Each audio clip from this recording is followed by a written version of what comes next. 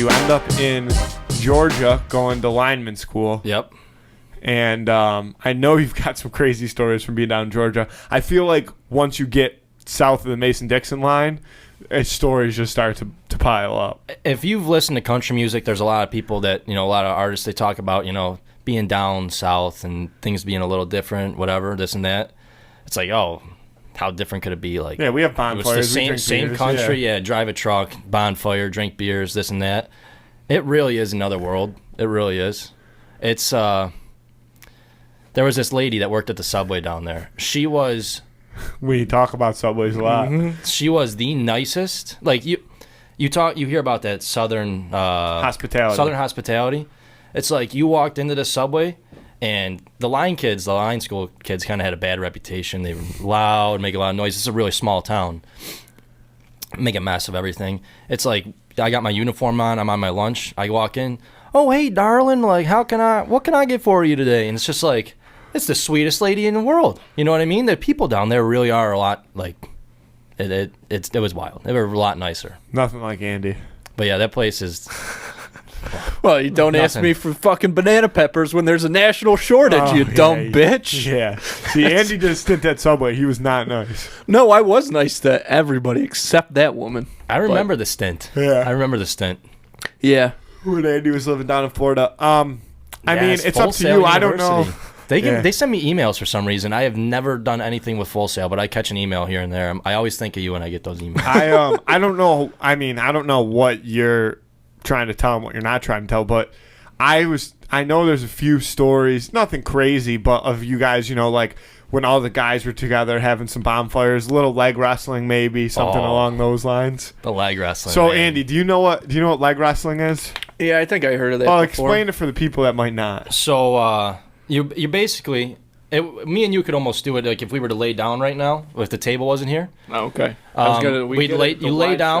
Lay down like kind of feet to head, like kind of, in a way, like you're on your back and your head are where his feet are, and my head's like next to where your feet are, and so you're basically like hip to hip, and you lock arms, and your legs are coming up, and it's like 1, 2, 3, and they're crossing, and then on 3 you lock legs, and you got to try to fold the other person backwards.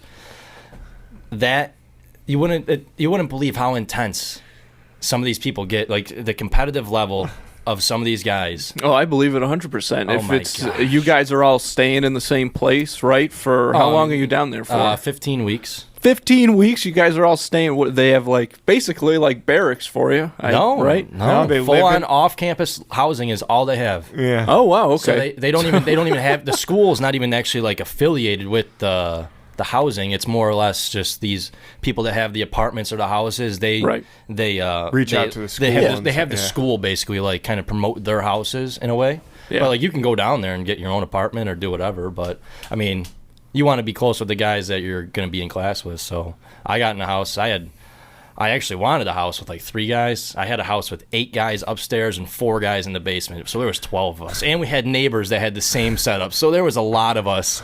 Right there.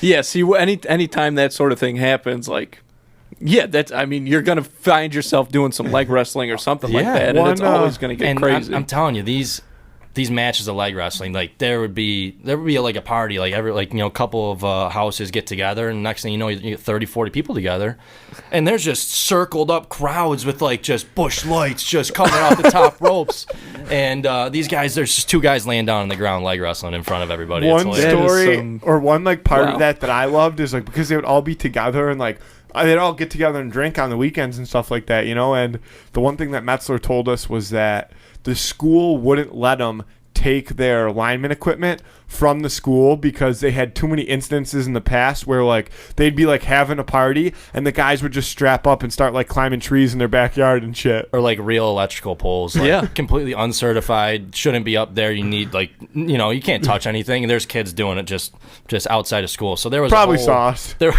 There was a whole room in the school with shelving units just everywhere, and that's where you put your bag of all your gear every day. You'd go in there in the morning, take it out. Before you leave, you put it back, and they checked all the time. You couldn't get it out of there, had to leave it there. And when they told us that, I was like, no, that sounds crazy. And then the more I thought about it, the more time I spent down there, I was like, dude, this would be thank God they didn't let us take that shit. Yeah. And there's one other specific story that I'm thinking of, and it's not.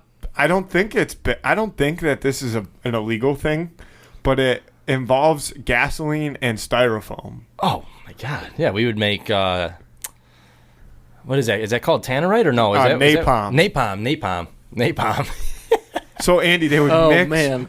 My one roommate, Montana. He's actually a fellow New Yorker. He's from like the Oswego area. We should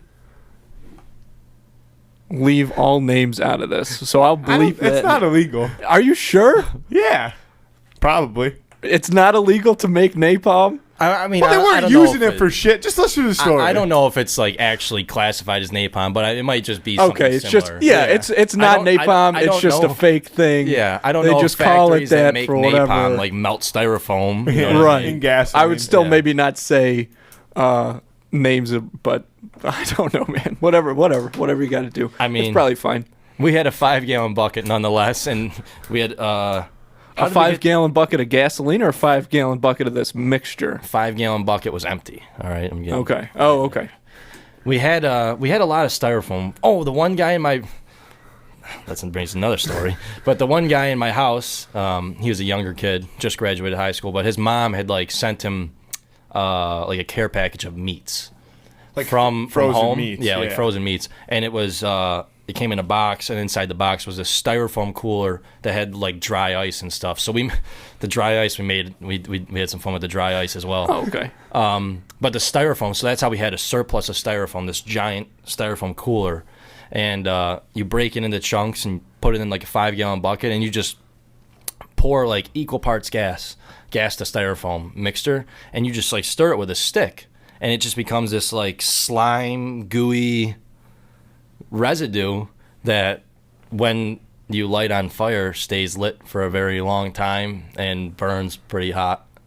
I have heard a story of someone taking it, because it's like very sticky and stretchy, taking it or wrapping it around the base of the tree, and very healthy tree, and the tree burning over. Just like, burning a live tree down. burning a hole through like a ring through the tree. Rather than cut it, they just... That's kind of a cool way to take a tree down. I don't know if we can put the information out there that that's how you make that thing. Because what if somebody like listens to this? Like, no, I'm not. I'm honestly speaking. Like, I think legally, you're thinking too far into it. I definitely am, but it doesn't hurt to save ourselves. Like if somebody started making or gas and you could probably fucking Google that. I bet you could Google that. Yeah, you could Google that, but my roommate didn't just make it up himself. It's not like he was a scientist. All right, well, why don't we leave it in and see what happens? Yeah, I don't think that that's a problem. I think it could be. I feel like there's Put stuff a warning about that, on it, like a don't do this. Yeah, I mean, obviously warning. don't. Okay, yeah, there we go. Don't do that. Don't do that at home ever. We don't condone that sort of thing. Boom, nailed it. Yeah. Just saved us a ton of legal fees. Thanks, man. Exactly. Yeah, idiots. Yeah, just a disclaimer. Yeah, quick disclaimer. Disclaimer. Right? Yeah, that's a good word. Yeah. No, but yeah, Georgia was definitely. You guys definitely had fun on there. Definitely a little bit of a different world. I mean, yeah, you got to cut it. I got to cut that off at some point, because I could sit here and talk to you for hours about it. You know, like my one roommate called me not long ago, and we sat on the phone for an hour and a half just talking on the phone, just reminiscing. And yeah, so can't do the whole pod about that, but I could if you wanted me to. Someday we'll do like a special, like all lineman review. We'll do what we'll do now. We'll do a special, and we'll so we don't have to do any more legal disclaimers. We'll black your face out, and we'll give you a voice changer. One of those like tell-all stories. Yeah, about what it's Let's like. Let's do it live from like up one of the lines, up one of the poles there. Yeah, FaceTime, yeah, that'll all work. Andy, you have to go get certified so you can work a camera at the top of a pole. I wonder if there's a way to get around. Like, I wonder if you. Nope. We could just get a tall tree and just cut all the branches off on the way up and make it look like a pole. Yeah, it's a little setback, and it's a little less dangerous that there's no like live electricity going through it. Yeah. See, that's a dangerous job. I feel like a lot of people don't realize. Oh boy. What do you got? One more story you have to tell. All right. And it's the guy that worked at the store that would always tell you guys to wear your gloves or whatever they're called. Oh my God! If you didn't say that, I would have never remembered. There was like a fishing and like outdoorsman, like fishing and hunting store, kind of like a Cabela's, but very small, like mom and pop, like outdoor store. And this guy was a lineman, like legit, and both of his arms blown off, and he would work from behind the desk using nothing but his feet. He would cash you out with like his feet, like on the like. This guy was a complete electric factory. It was the coolest thing. It sounds like a lie, but you can't. You have to be there to see. You have to see it. I feel like there's more people like that in the South than there could ever be in the North. Yeah, like that's what I mean. Like that's such a Georgia thing. There's nobody here. That dude's got grit, sandpaper. Yeah,